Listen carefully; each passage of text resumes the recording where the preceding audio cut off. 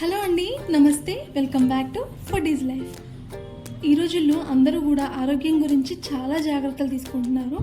So మనకి doctors అందరూ కూడా ఏం చెప్తున్నారు అంటే ఆకుకూరలు, కూరగాయలు, పండ్లు అయితే తినమంటున్నారు. సో ఈరోజు నేను అందుకోసమే హెల్తీగా తోటకూర టమాటా కర్రీని ఎలా ప్రిపేర్ చేసుకోవాలి అనేది ఈ వీడియోలో చూపించేస్తాను. పొద్దున్నే హడావిడి టైంలో కూడా ఈజీగా ప్రిపేర్ చేసుకోవచ్చు. ఫస్ట్ అయితే ప్రాసెస్లోకి వెళ్ళిపోదాము. ముందుగా ఇలాగా తోటకూరని చిన్న ముక్కలుగా కట్ చేసుకుని ఒక గిన్నెలోకి అయితే వేసుకుంటున్నాము. ఇప్పుడు దీన్ని 1-2 సార్లు మంచిగా వాష్ చేసుకోవాలి. ఎందుకు అంటే మనకి ఆకుకూరల్లో మట్టి బాగుంటుంది. సో 1-2 సార్లు మంచిగా వాష్ చేసుకుంటే మట్టి ఏమైనా ఉన్నా కానీ క్లియర్ అయిపోతుంది అనమాట. ఆకుకూరల్లో తోటకూర మన హెల్త్కి చాలా మంచిదని చెప్తారు. సో మీరు కూడా కంపల్సరీ ఈ రెసిపీని అయితే కంపల్సరీ ట్రై చేయండి. సో ఇప్పుడు ఇలా కడుక్కున్న ఆకుకూరనంతా కూడా మనం ఎక్సెస్ వాటర్ ఏం లేకుండా గట్టిగా పిండేసుకుని ఒక గిన్నెలోకి అయితే వేసుకోవాలి. ఇప్పుడు ఇందులోకి నేను ఇవన్నీ కూడా వేయబోతున్నాను. ఒక చిన్న సైజు నిమ్మకాయ అంత చింతపండు, అలాగే ఒక ఉల్లిపాయ, ఒక 4-5 పచ్చిమిరపకాయలు, ఒక 2 పెద్ద టమాటాలు ఇలా స్లైసెస్గా కట్ చేసుకుని అన్నీ కూడా ఈ గిన్నెలోకి అయితే వేసేసుకుంటున్నాను. చింతపండు, టమాటా కూడా వేస్తున్నాం కాబట్టి ఈ కర్రీ పుల్లగా చాలా బాగుంటుంది.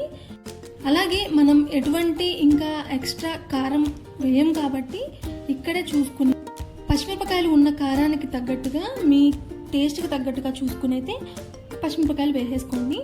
ఇప్పుడు మనం కుక్కర్లోకి వాటర్ తీసుకుని ఈ గిన్నెని ఆ కుక్కర్లో పెట్టేసుకుని పైన మూత పెట్టేసుకుని విజిల్ పెట్టేసి ఒక 3-4 విజిల్స్ వచ్చేంత వరకు ఉంచుకుంటే సరిపోతుంది.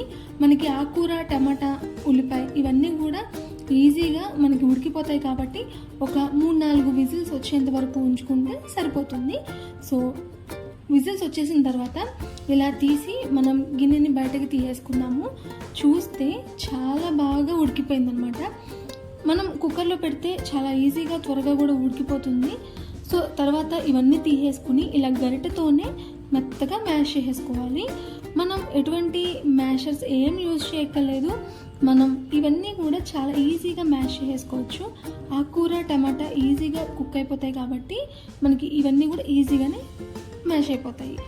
అండ్ అలాగే ఇక్కడ ఇంకొక విషయం ఉంది. పచ్చిమిరపకాయలను కూడా మనం మ్యాష్ చేసుకోవచ్చు. ఎందుకు అంటే మనకి చింతపండు, టమాటా ఉన్న పులుపుకి కారం కంపల్సరీ అదే రేంజ్లో ఉండాలి కాబట్టి మనం పచ్చిమిరపకాయలను కూడా మ్యాష్ చేసుకుంటున్నాము.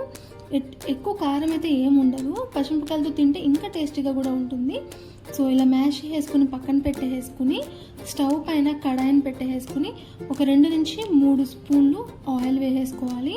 ఆ తర్వాత 1 స్పూను మినప్పప్పు అండ్ అలాగే 1 స్పూను జీలకర్ర, తర్వాత అలాగే 1 స్పూను ఆవాలు కూడా వేసేసుకోవాలి. ఇవన్నీ కూడా వేసేసుకుని మీడియం ఫ్లేమ్లో పెట్టుకుని దోరగా అయితే వేయించుకోవాలి. ఈ కర్రీ అయితే మీరు ఒక్కసారి ట్రై చేయండి, మీకు ఖచ్చితంగా నచ్చుతుంది. వీక్లీ 2 or 3 టైమ్స్ అయితే ఖచ్చితంగా చేసుకుంటారు. అంత బాగుంటుంది టేస్ట్. హెల్దీ వైజ్ అండ్ అలాగే టేస్ట్ వైజ్ కూడా చాలా బాగుంటుంది అనమాట. సో ఈ పోపు అంతా కూడా వేయించేసుకున్న తర్వాత ఒక 6-7 వెల్లుల్లిపాయ రెబ్బల్ని జస్ట్ లైట్గా అలా దంచేసుకుని వేసేసుకోవాలి. అండ్ ఆ తర్వాత అలాగే ఒక చిన్న సైజు ఉల్లిపాయ ముక్కలను కూడా ఇలాగా పొడుగ్గా అయితే కట్ చేసుకుని మనం వేయించుకోవాలి.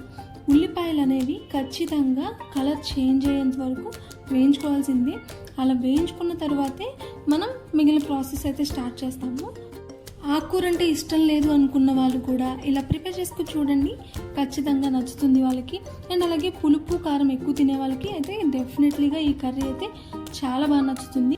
పోపు అంతా కూడా వేగిపోయిన తర్వాత ఇందులోకి ఒక 1/2 టీ స్పూన్ వరకు పసుపు వేసుకుని ఒకసారి మొత్తం కూడా మిక్స్ చేసుకోవాలి.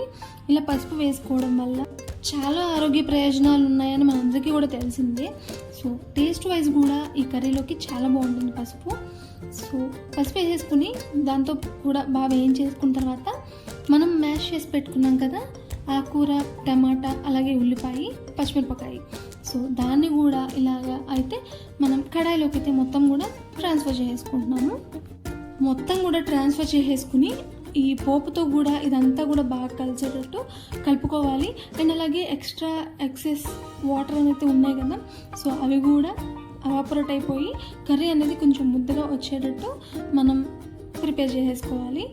కర్రీ కాస్త దగ్గర పడుతున్నప్పుడు మనం దీనిలో టేస్ట్కి తగ్గట్టుగా చూసుకుని సాల్ట్ను కూడా వేసేసుకుని మొత్తం కూడా ఒకసారి మళ్ళీ మిక్స్ చేసేసుకుని సేమ్ ప్రాసెస్ అన్నమాట. ఎక్సెస్ వాటర్ అంతా ఎవాపరేట్ అయిపోయి మనకి కర్రీ ముద్దలాగా వచ్చేంత వరకు మనం ఒక మూత పెట్టుకొని కానీ లేదు అంటే అలా అయినా కానీ ఉడకపెట్టుకోవచ్చు. మనకి ఫైనల్గా వాటర్ అనేవి పైకి తేలుతూ ఉంది అంటే మనకి కర్రీ అయితే ప్రిపేర్ అయిపోయినట్టే.